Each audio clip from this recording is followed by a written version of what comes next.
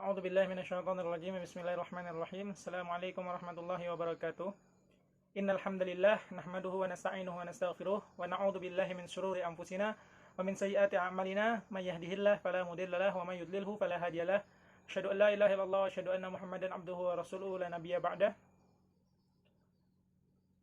Rabbi shrah li sadri wa yassir li amri wahlul 'uqdatam min lisani yafqahu qawli bi rahmatika ya arhamar rahimin. Qala Allah Ta'ala fi kitabihil karim. A'udzu billahi minasyaitonir rajim. Bismillahirrahmanirrahim. Ya ayyuhalladzina amanu qu anfusakum wa ahlikum nara waquduha an-nas wal hijaratu 'alayha malaikatun ghilazun shidadun la ya'suna Allah ma amarahum wa yaf'aluna ma yu'marun. Sadaqallahul azim wa sadaqa rasuluhul karim wa nahnu ala dzalika minasyahidin wa syakirin. Pada ayat yang saya bacakan tadi sudah masyhur dan sering kita dengar mengenai tema tanggung jawab terhadap diri sendiri dan keluarga. Allah Subhanahu wa taala berfirman, "Qu anfusakum wa ahlikum nar." Ya ayyuhalladzina amanu. Hai orang-orang yang beriman. Untuk orang-orang yang beriman yang mempercayai bahwasanya tiada Tuhan selain Allah dan Nabi Muhammad adalah utusan Allah. Qu anfusakum wa ahlikum nar. Peliharalah, jagalah keluargamu daripada api neraka. Jagalah dirimu, qu anfusakum wa ahlikum nar. Jagalah dirimu dan keluargamu daripada api neraka. Waquduhan nas wal hijarah, yang mana bahan bakarnya itu adalah manusia dan batu. Alaiha malaikatun ghilazun shidadun la ya'suna Allah ma amarahum. Penjaganya adalah malaikat-malaikat yang kasar lagi keras dan tidak mendurhakai Allah terhadap apa yang diperintahkannya. La ya'suna Allah ma amarahum wa yaf'aluna ma yu'marun, dan mereka melaksanakan apa yang Allah perintahkan kepada mereka. Dari ayat tadi, Ali bin Abi Thalhah telah meriwayatkan dari Ibnu Abbas sehubungan dengan makna qu anfusakum wa ahlikum nara, peliharalah dirimu dan keluargamu dari api neraka, yaitu amalkanlah ketaatan kepada Allah dan hindarilah perbuatan-perbuatan durhaka kepada Allah.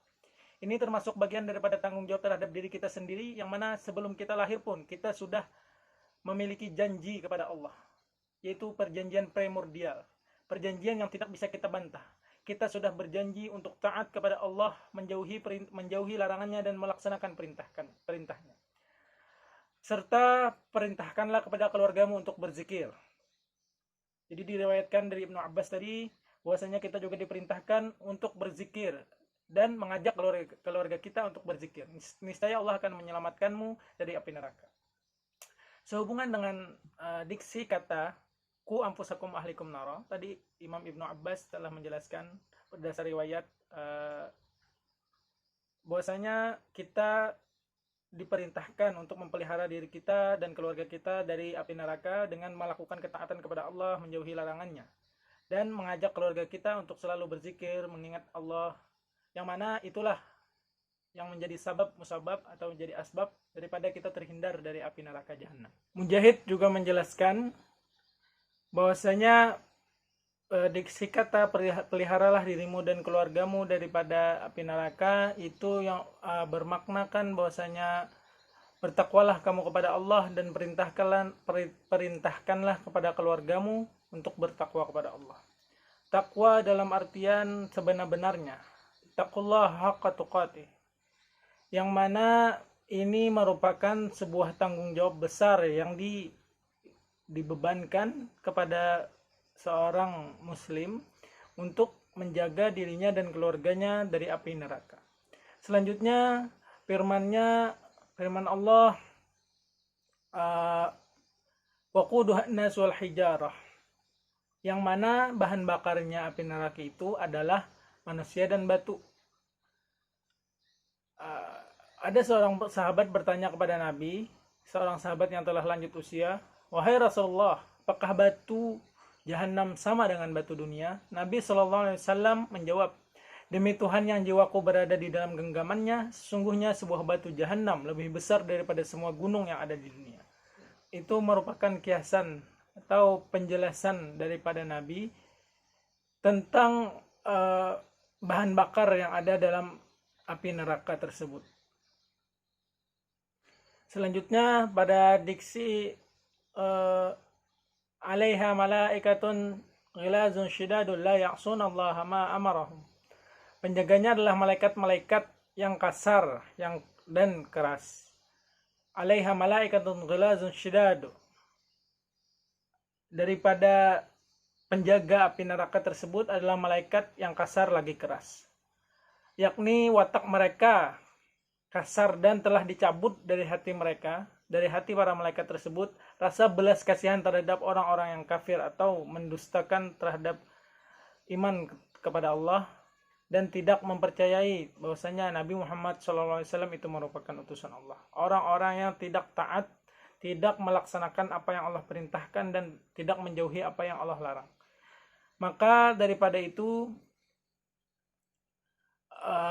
mereka dijelaskan juga sangat kasar, bengis dan berpenampilan sangat mengerikan. Jadi itulah gambaran daripada malaikat penjaga api neraka. Selanjutnya pada firman Allah Subhanahu wa taala yang tidak mendurhakai Allah terhadap apa yang diperintahkannya, la ya'sunallaha ma amarahum wa yaf'aluna ma yu'marun. Maksudnya adalah ketika Allah memerintahkan kepada mereka, maka mereka segera mengerjakannya tanpa terlambat barang sekejap. Mereka tidak menunda-nunda terhadap apa yang Allah perintahkan. Dan mereka juga memiliki kemampuan. Mereka diberi Allah kemampuan untuk melaksanakan apa yang Allah perintahkan. Tugas apapun, seberat apapun, bagi kita mungkin mustahil, bagi mereka itu mudah. Karena Allah memberi mereka kemampuan untuk melaksanakan apa yang Allah perintahkan. Maka daripada itu, ketika kita hidup, kita pun memiliki tanggung jawab terhadap diri kita sendiri dan juga keluarga kita sesuai dengan ayat yang disebutkan tadi, yaitu surah At-Tahrim ayat 6, yang mana penjelasan yang saya ambil ini berasal daripada kitab tafsir yang kita kenal dengan tafsir Ibnu Katsir atau tafsir Al-Qur'anil Azim pada jilid 8 surah At-Tahrim ayat 6, dan mengenai perkara-perkara yang disebut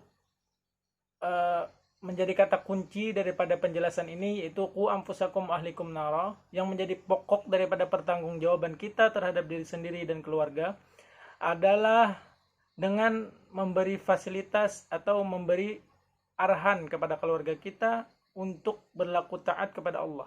Itu adalah tanggung jawab kita, khususnya kepada kaum laki-laki yang kelak akan menjadi suami dan menjadi ayah daripada anak-anak yang insya Allah akan menjadi penerus warathatul anbiya, atau orang yang akan meneruskan lisan para nabi, karena mereka akan menyampaikan perkara-perkara hak dan menjauhi perkara-perkara batil. Insya Allah kita sebagai seorang laki-laki juga harus memberi fasilitas kepada anak istri kita, seperti misalnya ketika anak kita sedang di dalam kandungan, di sana kita sudah mulai memperkenalkan dia terhadap bacaan-bacaan Al-Quran, sudah mulai memperdengarkan dia terhadap sholawat kepada Nabi, sudah mulai memperkenalkan dia terhadap lantunan azan.